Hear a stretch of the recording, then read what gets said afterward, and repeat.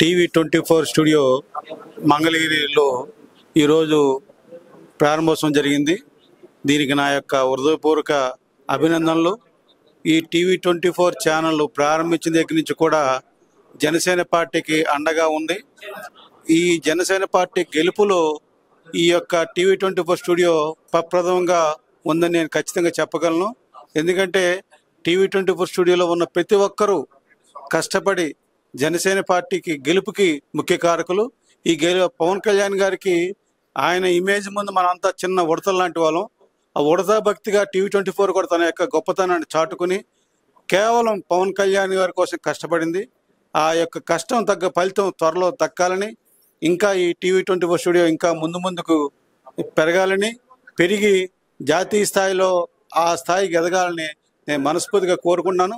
దానికి తగ్గట్టు అడుగులు వేస్తారని ఈరోజే ఉమెన్ ఎంపవర్మెంట్ గురించి కానీ, అదే రియల్టర్స్ గురించి కానీ, లీగలాలిటీ గురించి కానీ ఛానల్స్ పెడుతున్నారు. చాలా ఆనందించదగ్గ విషయం. ఇందులో వాళ్ళు ఖచ్చితంగా ముందుకు వెళ్ళగలరని నేను ఆశిస్తున్నాను.